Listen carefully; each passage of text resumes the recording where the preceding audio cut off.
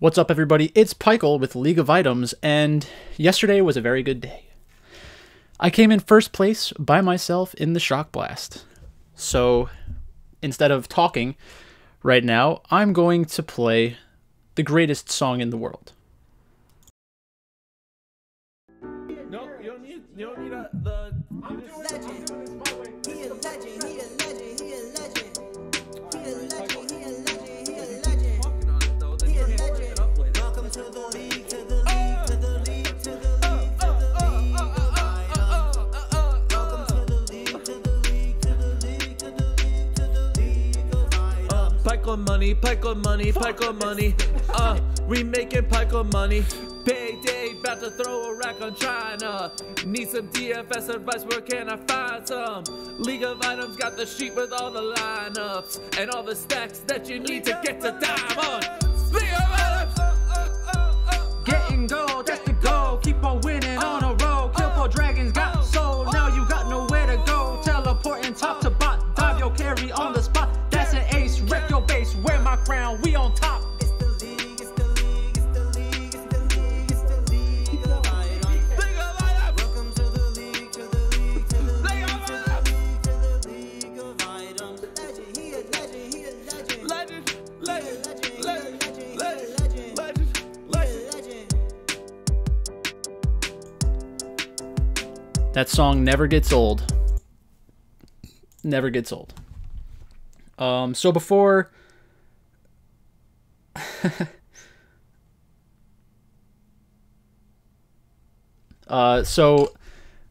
yeah, I mean, 20 grand, it's crazy. Like, I'm very happy.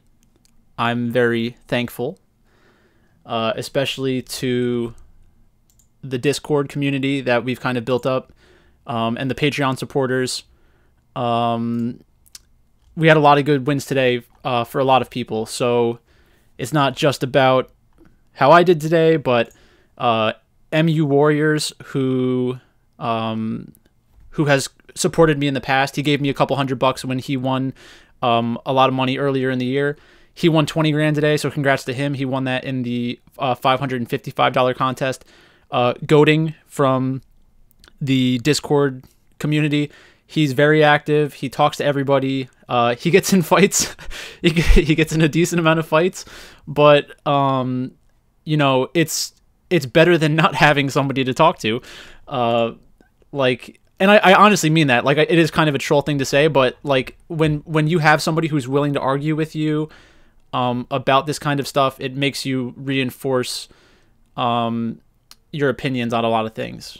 But last night, I went into this. I went into the 5. So basically, I want a ticket to the 555. So I played the 555, and then I figured I'd make a bunch of hedge lineups in GPP. And a lot of people were talking about the different games that they wanted to get access to. And at one point last night, somebody was asking me, like, what are your picks for tomorrow? And I said... I give out my picks of who I think will win, but then I sometimes give extra explanations of like what I think is going to happen in the game potentially. So at 9:21, I said G2, but in brackets, I'll just put it on the screen. I said playing both sides on DK, and I think TL could be the highest scoring team on slate in a win. So what that means is like the game script where it's Team Liquid against G2, if Team Liquid's going to win, they're probably not going to be able to win their traditional way, which is by like creating an early game lead, and then the other team kind of just gives up, which is what happens in North America a lot.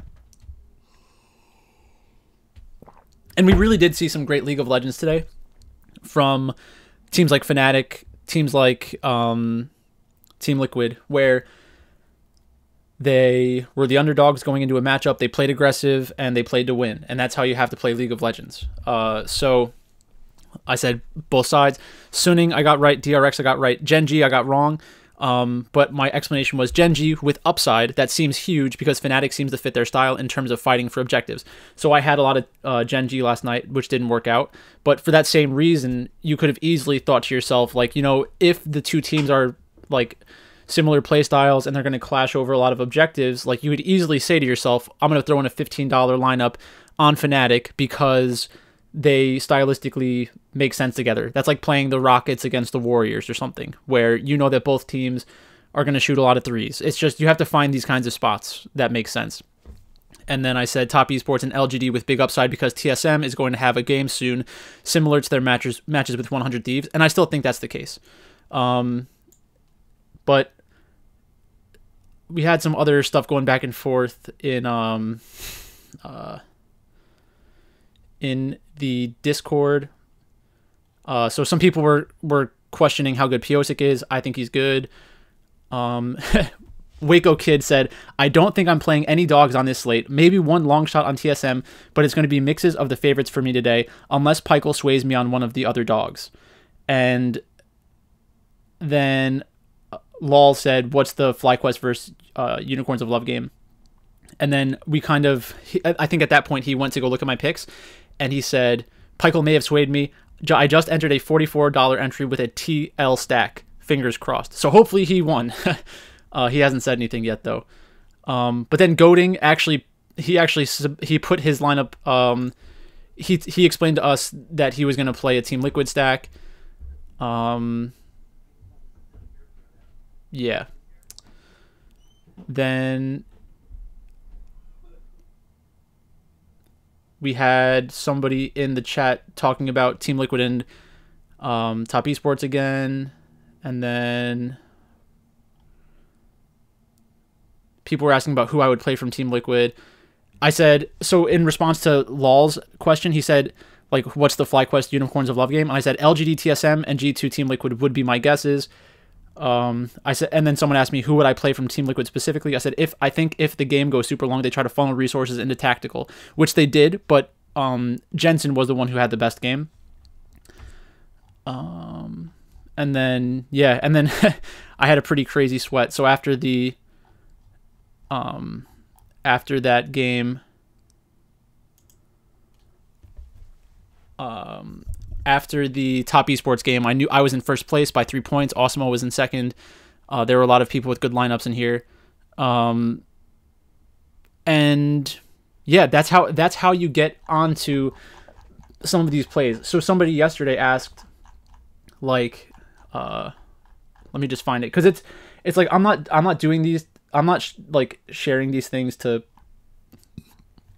be like I'm the best, but it's just it's the reason why I think the way I do about League of Legends, like, you can't only go based off of the results that are going on, because the if you only go based off of like results, then you're never going to be able to identify players before they're actually good.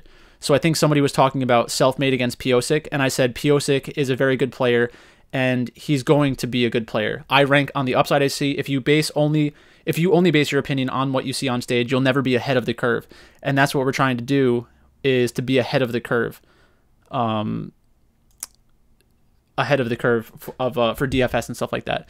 So let's just go through all the games real quick. So G2 against Team Liquid. Team Liquid was a plus 334 dog. I had a 5-game parlay with Team Liquid, Suning, DRX, Top Esports, and Gen G. So I lost that. Actually, it wasn't Top Esports. Or it wasn't one of those teams. I think it might not have been Suning. But I had 4 favorites plus Team Liquid. One of the favorites lost, Gen G. That we don't have matches until Thursday, but on Thursday we're getting all of the games from one group, and this is like the most fun.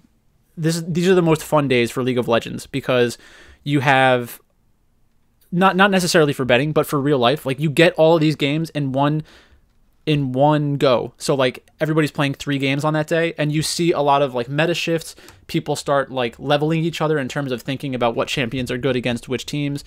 It's just very satisfying from like a strategy perspective, and I really can't wait for that. I think it's going to be a lot of fun to watch. There was a few other things. So people were asking me about drafts, so I'm going to go over some draft stuff, and I wanted to go over like the final fight from Team Liquid, because that won me a bunch of money. And then I wanted to look at the Fnatic game, because Fnatic ending that game the way that they did saved me, I think, probably. and then LGD ending the game the way that they did almost cost me. So I'll just take a look at those 3 things, and then I'll be done. But again, thanks for all the support to everybody. Like, the interactions mean a lot. Because like everybody goes through really good streaks on DraftKings and really bad streaks on DraftKings. So like before COVID, I was on a super hot streak.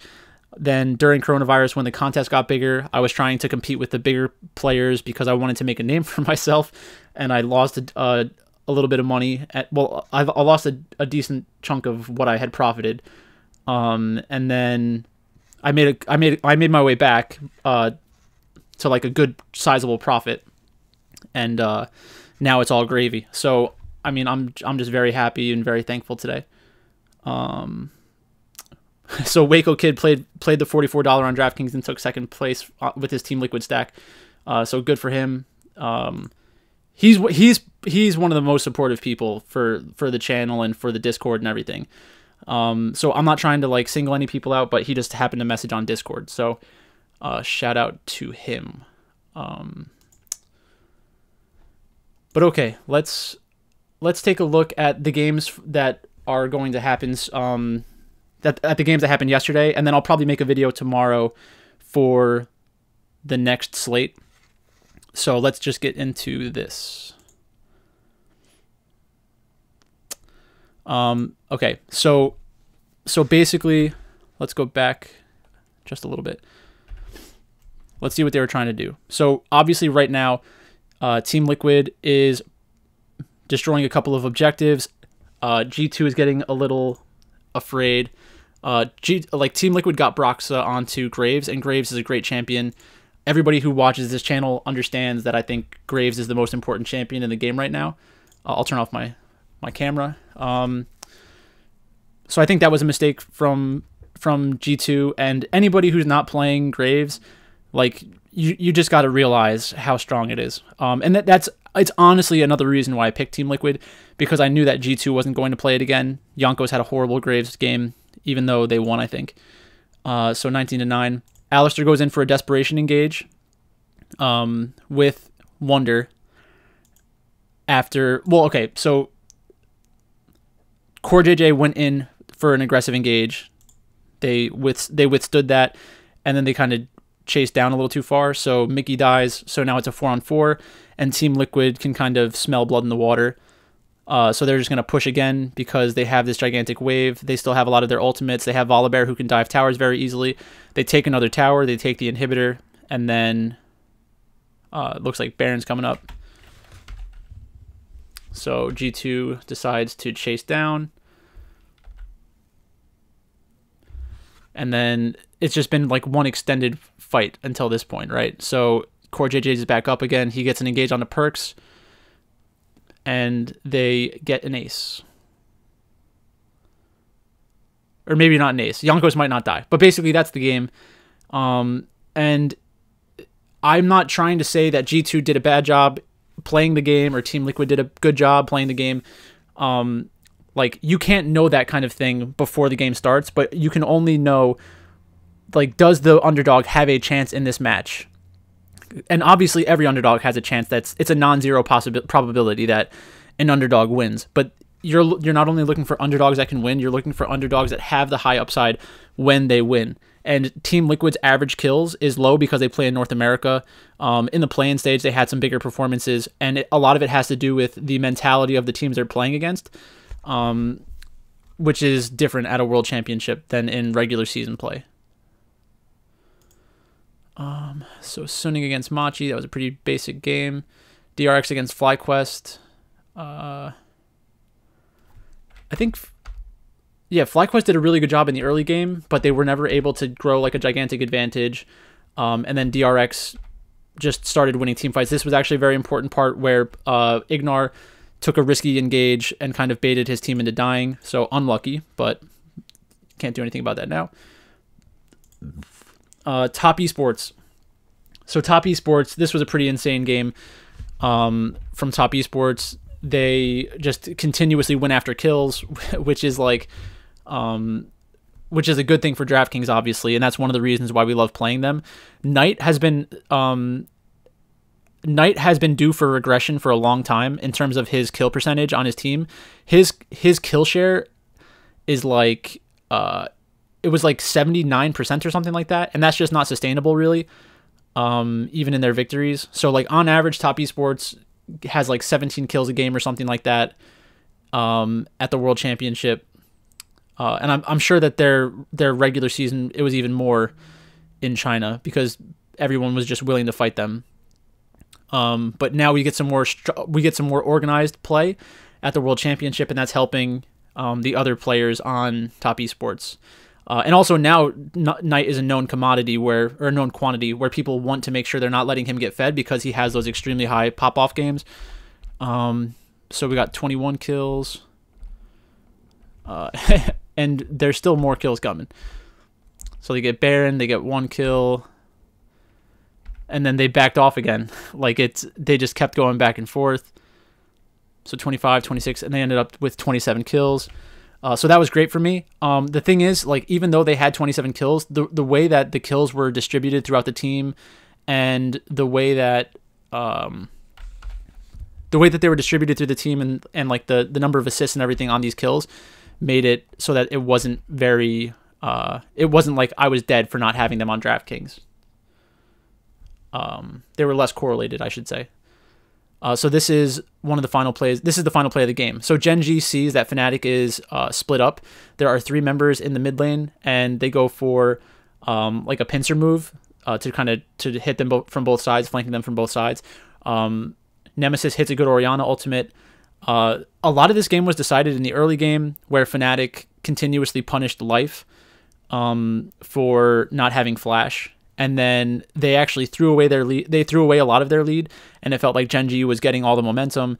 But then Fnatic kind of bore down and actually managed to finish the game. And I was very afraid right there because I needed this. I knew that I needed this game to end, because if there was another team fight and that gets up to 27, it was probably going to be a more highly correlated amount of kill scores. So I was very afraid of that game. And then in the last game of the day, we had TSM and LGD, and this was another game that actually got pretty close by the end of it. So, and what I mean is close to hurting me. So, like this team fight right here, this theoretically could have ended the game, but Kramer died. So let's go back. So all right, so it's a dragon fight. We see this all the time in the Esports Center clips. If LGD got the Dragon Soul, they would have aced TSM, but TSM was able to steal away the dragon. So that's the only reason why this game didn't automatically end, in my opinion. I could be wrong, but it just the chances of the game completely ending because of the additional damage is pretty high. So they chased down a couple of kills, and then like you see Renekton and Orianna, they were in the mid lane. They could have taken 1 or 2 towers, but the res timers were coming up. So they felt uncomfortable going for that kind of play. Now we get another Baron dance. And at this point, Team Liquid or TSM knows that this is kind of the deciding point of the match. They're down 6,000 or 7,000 gold. They've done a respectable job contesting these objectives throughout the game. So I think that TSM did a pretty good job. They should be relatively proud of how they played today. Kramer died again, but Xie hit an Orianna ultimate. I had a Xie lineup, so I was thinking like maybe I could kind of save myself, but I don't think I had the right underdog stack. Like I didn't have an LGD Team Liquid stack, which I think that would have been probably the best way to go. I think if to get an optimal lineup, you probably would have needed like Jensen plus 369 plus Xie, and then maybe probably Jackie Love. But I didn't build the optimal lineup, so I don't know. But that is basically it for today. So like I said, thanks to everybody for reaching out to me to say congratulations. There were a lot of people that sent me messages on Twitter. So thanks for that. Thanks to everybody in the Discord community. Means a lot. But yeah, that's all I've got for you today. Thanks for watching, and I'll talk to you later.